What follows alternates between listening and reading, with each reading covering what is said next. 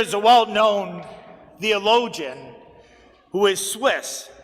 His name was Karl Barth. And there's a little story that is told about him, that one day he was taking a train. And while he was taking the train, he noticed that someone on the train had an accent. And he sat down next to him and asked him, "Are you a traveler here to Switzerland?"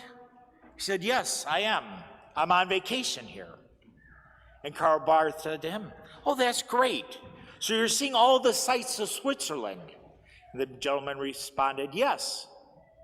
Karl Barth then said to him, "Is there anything special you're planning to do while you are here in Switzerland?" And the gentleman said, "Well, there's one thing I would really like to do, and that is to meet the great theologian in the world right now, Karl Barth." And Karl Barth said to him, "Oh, that's interesting." And the gentleman said to him, "Well, by any chance, do you know Karl Barth?" He said, "Yes. I shave his face every morning." The gentleman then went out and got to tell everybody that he met the barber of Karl Barth. That idea that the one thing he wanted to do was to meet Karl Barth. And he did, but he didn't recognize him.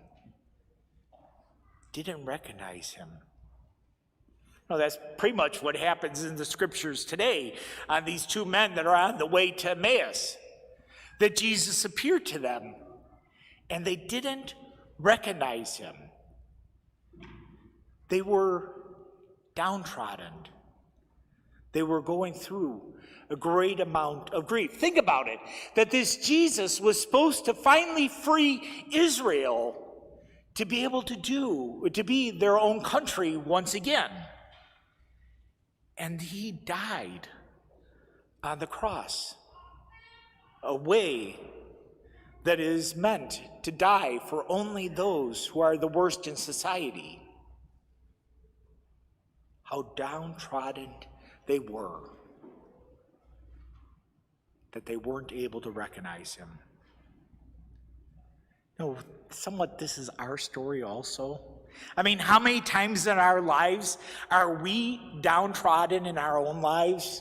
How many times have we had our financial security taken away from us, our health taken away from us, a loved one taken away from us, relationships broken over time? Whatever the sorrow is that we went through, that we have a great amount of sorrow, like these two men on the way to Emmaus. And like these two men on the way to Emmaus, we don't always recognize that Jesus is there with us. That although we are going through the struggles that we are, Jesus is there with us always. Now, of course, we can't feel it. And sometimes at those times in our lives in which we are going through all those problems, we need to ask Jesus to make his presence a little bit more known to us. We do this through prayer. We do this through reading the scriptures. We do this by attending Mass and receiving the body and blood of Jesus Christ at Mass.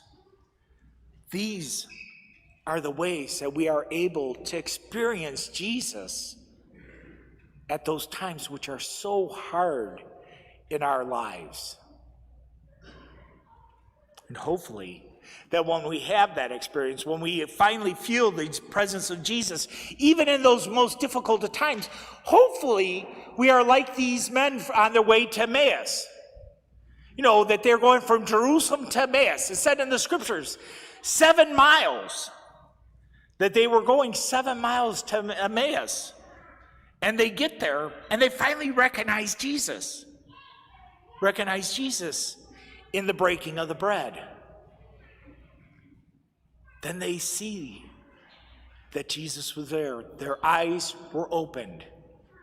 And then they went out to tell other people. They went back to Jerusalem to tell the other disciples that they saw Jesus Christ risen from the dead. Now, if you think about that, they went from Jerusalem to Emmaus, 7 miles. They went from Emmaus to Jerusalem, 7 miles. 14 miles they walked that day. I probably would have died on the way, but that's what they did. They immediately went back to tell that they had an experience of Jesus. And that's what we should do too. When we are going through all those things and we finally feel the presence of Jesus carrying us at those most difficult of times, hopefully we can go out and tell other people about our experience of Jesus Christ. In what ways in your life right now do you need to experience Jesus more? In what ways do you need to experience his presence more than ever before? Ask him to allow you to experience that. And then when you do, go out and proclaim it to all the earth.